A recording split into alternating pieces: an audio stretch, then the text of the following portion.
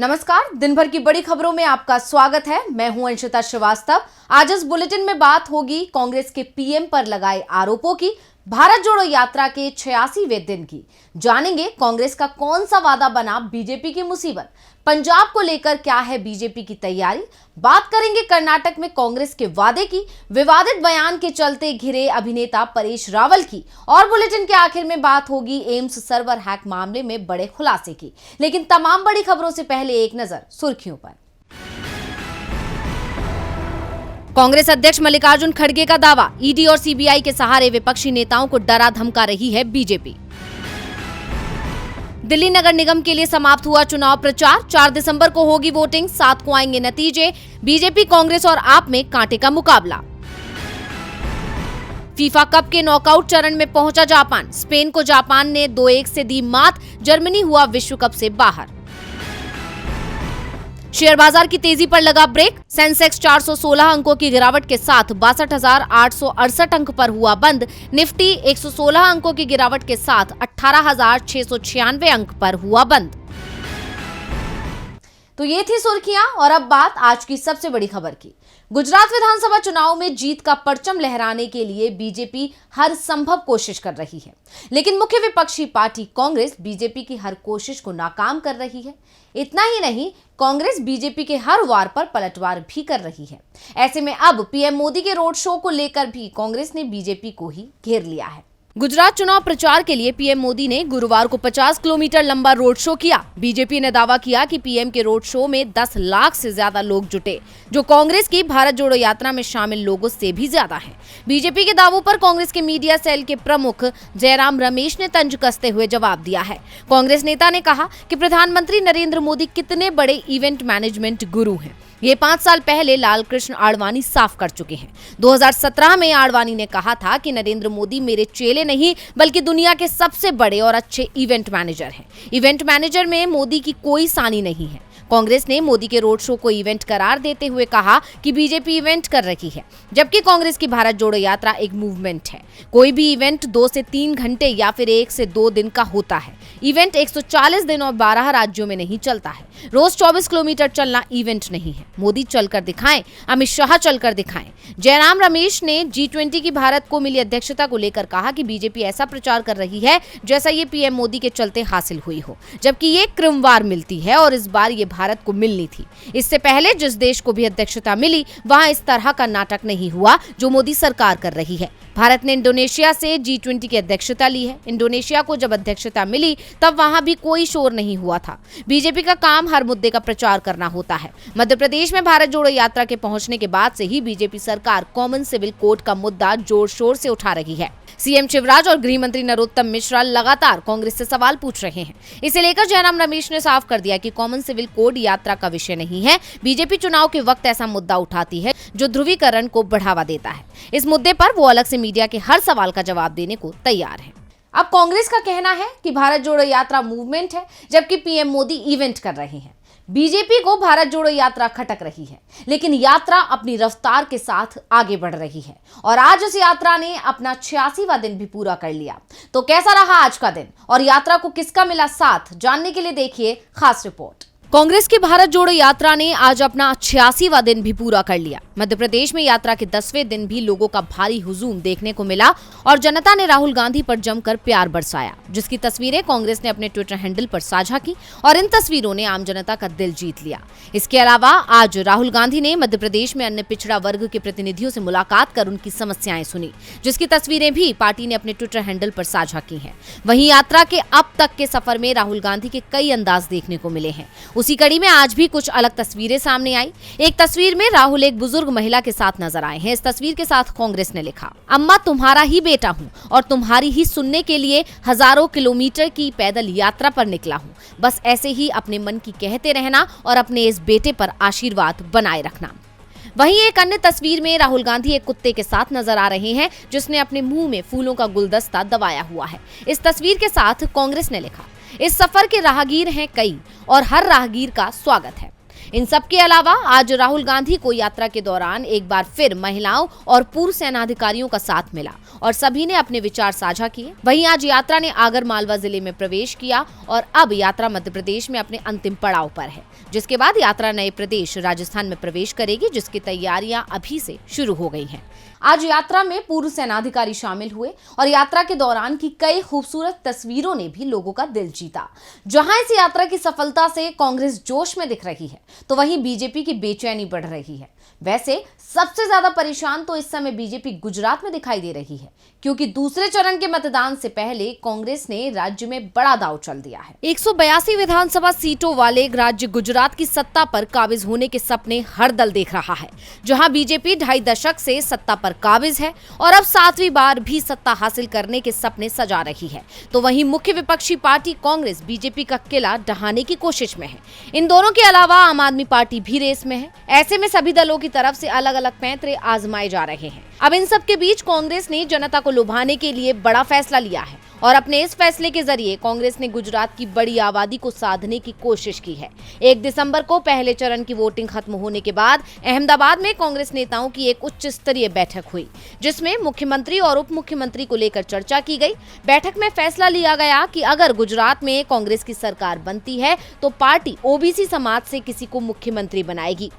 अब कांग्रेस के इस फैसले को मास्टर स्ट्रोक माना जा रहा है, क्योंकि गुजरात में करीब 40 से 43% ओबीसी आबादी है और सबसे महत्वपूर्ण बात यह है कि दूसरे चरण में जहां चुनाव होने हैं वहां ये संख्या करीब 50% हो जाती है।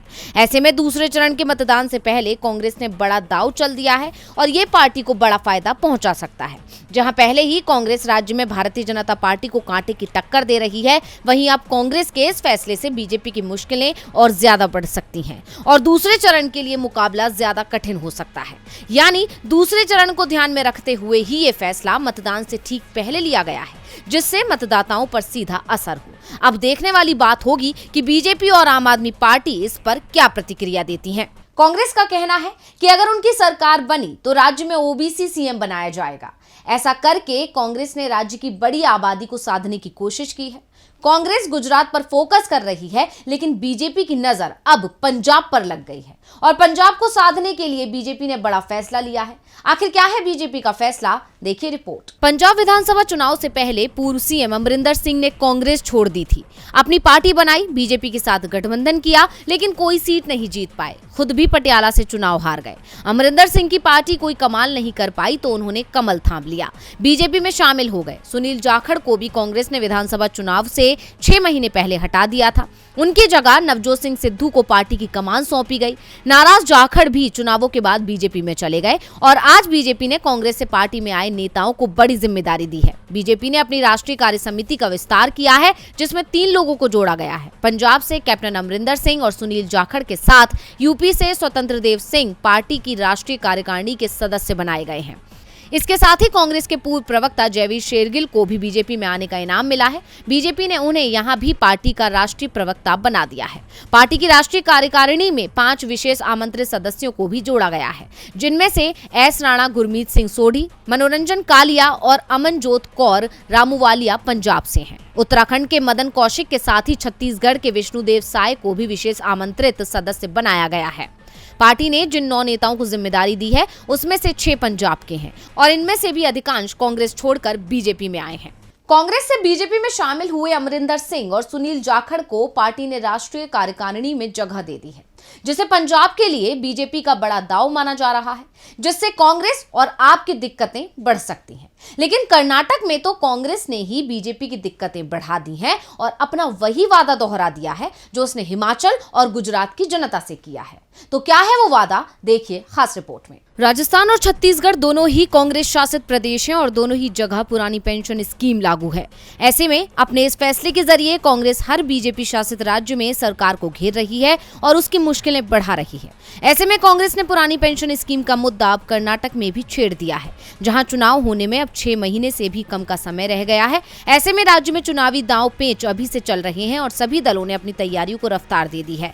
और इन तैयारियों के बीच मुख्य विपक्षी पार्टी कांग्रेस ने कर्नाटक में भी पुरानी पेंशन स्कीम वाला दांव चल दिया है और सरकार बनने पर इस स्कीम को बहाल करने का वादा कर दिया है।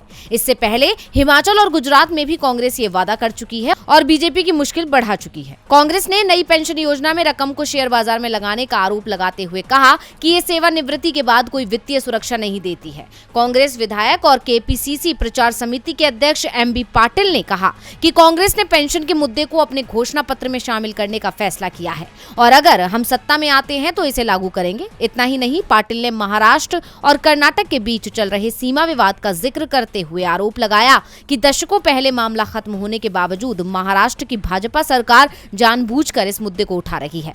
पाटिल ने कहा कि भाजपा सरकार मुख्य रूप से जनता का ध्यान अपनी विफलताओं से हटाने के लिए जानबूझकर इस मुद्दे को उठा रही है। यानी हिमाचल और गुजरात के बाद अब कर्नाटक में भी पुरानी पेंशन स्कीम का मुद्दा बीजेपी के लिए मुसीबत बनने वाला है। कांग्रेस ने कर्नाटक में भी पुरानी पेंशन स्कीम का मुद्दा उठाकर बीजेपी सरकार को मुश्किल में फंसा दिया है। अब सरकार इस मुसीबत से कैसे बचती है, ये देखने वाली बात होगी। वैसे मुसीबत में तो अभिनेता परेश रावल फंस गए थे अपने एक विवादित बयान को लेकर, लेकिन विवाद बढ़ता देख उन्होंने माफी मांग ली। तो अपने किस बयान पर घिर गए थे परेश, देखेंगे खास रिपोर्ट में। गुजरात चुनाव में महंगाई और बेरोजगारी का मुद्दा विपक्ष जोर शोर से उठा रहा है।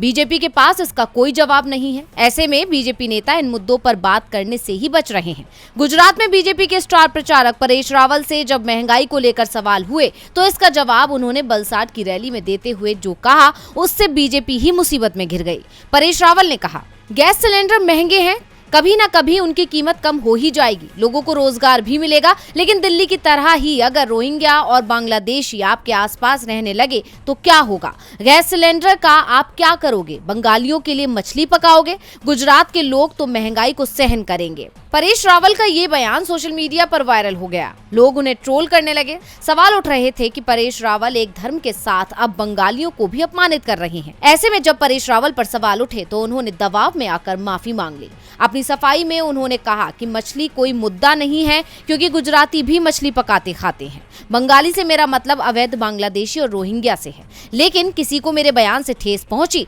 तो मैं माफी मांगता हूं। लेकिन परेश रावल ने अपनी माफी को लेकर जो ट्वीट किया, अब उसे लेकर भी लोग सवाल उठा रहे हैं, क्योंकि जिस अंदाज में परेश रावल ने माफी मांगी है उसे उनके बयान से भी ज्यादा खराब बताया जा रहा है। और बुलेटिन के आखिर में बात दिल्ली एम्स के हैक हुए सर्वर के मामले में हुए बड़े खुलासे की।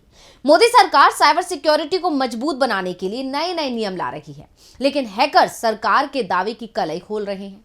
अब की बार किसी आम कंपनी का सर्वर हैक नहीं किया गया, बल्कि एम्स का सर्वर हैक हुआ है। इसे लेकर बड़ा खुलासा हुआ है। आशंका जताई जा रही है कि ये हैकिंग चीन से हुई। आईएफएसओ सूत्रों के मुताबिक हैकिंग के दौरान पर्सनल डेटा भी लीक हुआ है। देश का सबसे प्रतिष्ठित अस्पताल एम्स, जिसमें रोजाना हजारों की संख्या में लोग इलाज कराने आते हैं, लेकिन वहां भी सर्वर सुरक्षित नहीं है।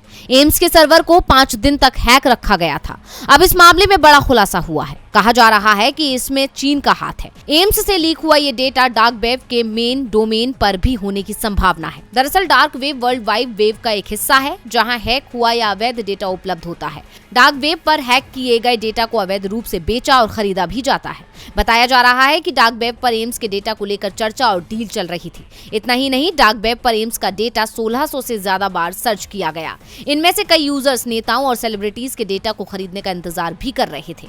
आपको बता दें कि एम्स का सर्वर 23 नवंबर की सुबह 7 बजे से डाउन हुआ था। 24 घंटे बाद भी सर्वर ठीक नहीं हो पाने के बाद एम्स के अफसरों ने दिल्ली पुलिस से संपर्क किया था। इस मामले को दिल्ली पुलिस की intelligence fusion and strategic operation unit को सौंप दिया गया था।